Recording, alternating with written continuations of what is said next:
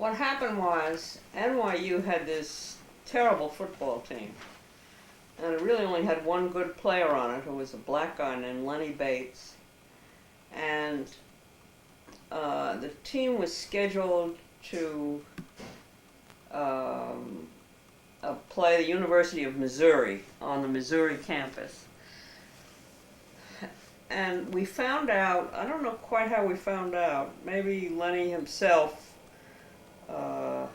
told us, that the University of football, Missouri football players refused to play against NYU as long as it was this black guy on the team. So for that game, they took him off the team, which was just outrageous. So we organized a student protest, and we were picketing and demanded a meeting with the dean. Dean McCon, his name was, I think. And I was head of it wasn't the YCL, it was the ASU, but the whole thing was being stage managed by the YCL.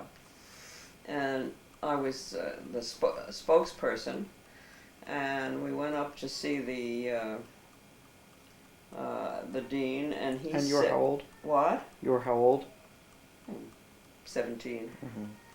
And he said, well, you're absolutely right to protest.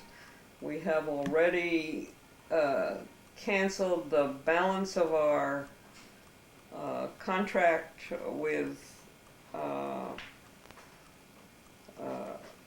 the University of Missouri and with any other team that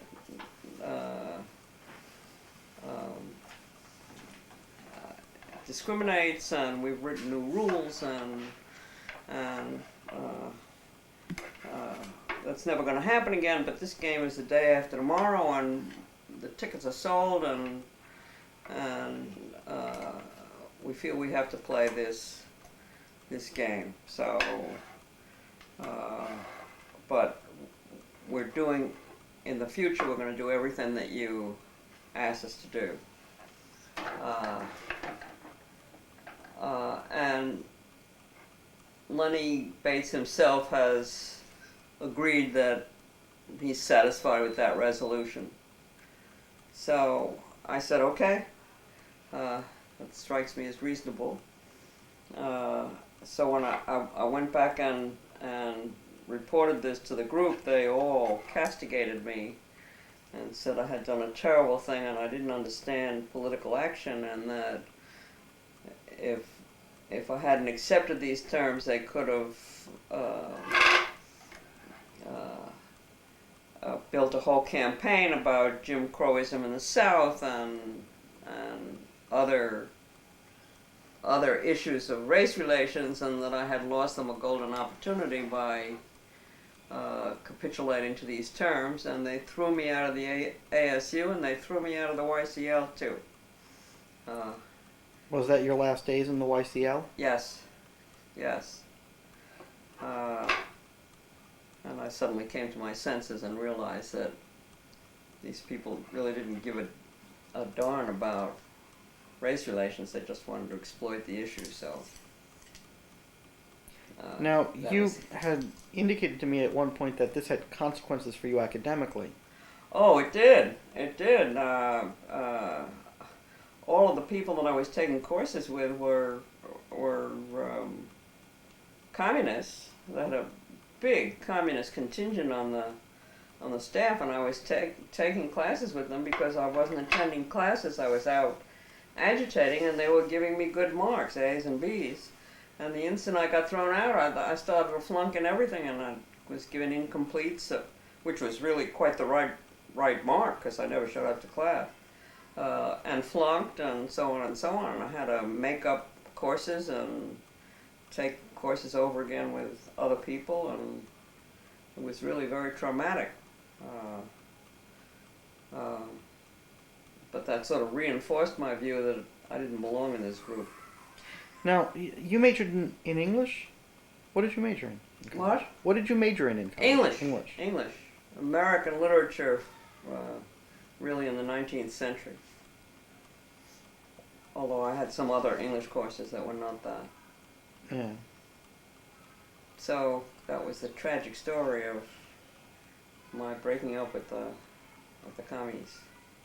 They really did a number on me. They spread all sorts of rumors about me, and said that I was a Trotskyite, said that I was very promiscuous, and that was the period in which Earl Browder had declared communism as 20th century Americanism, and so all the girl communists started wearing plaid skirts and saddle shoes to be like everybody else. And did you do this? Well, I always had dressed that way anyway. So being charged with being a promiscuous person was very much against the party line. Seems like a long time Now, ago. how long was this before the pact with Hitler? Well, the pact with Hitler was... Which, it seems to me, really ended the American Communist movement. This was between the pact with Hitler, which I was having a lot of trouble with and trying not to pay any attention to international issues, and before the invasion of Finland.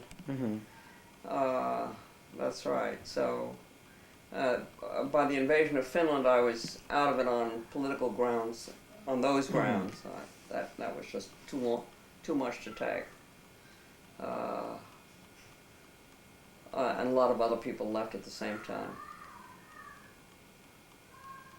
But you never had encounters, let's say, with students who would have said, how can you be in this movement that where Stalin has signed this pact, non-aggression pact with Hitler? Well, it wasn't so clear-cut that Stalin was such a terrible person, and the explanation at the time was Stalin is doing this as a way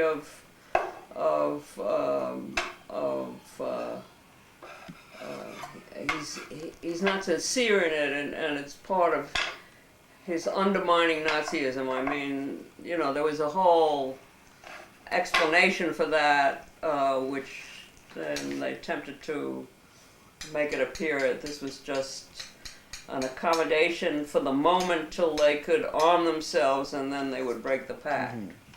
That sort of thing. So there was an answer for that. I don't think that it wasn't the pact itself. It was really, it seems to me, people started doing what the communists called falling off the train of history with the invasion of Finland. That sort of underscored the fact that they were just totalitarians. And that really was the big fall off in membership. Yeah. Vanessa, did you want to ask something? Yeah. Can I borrow this? Yes, you may.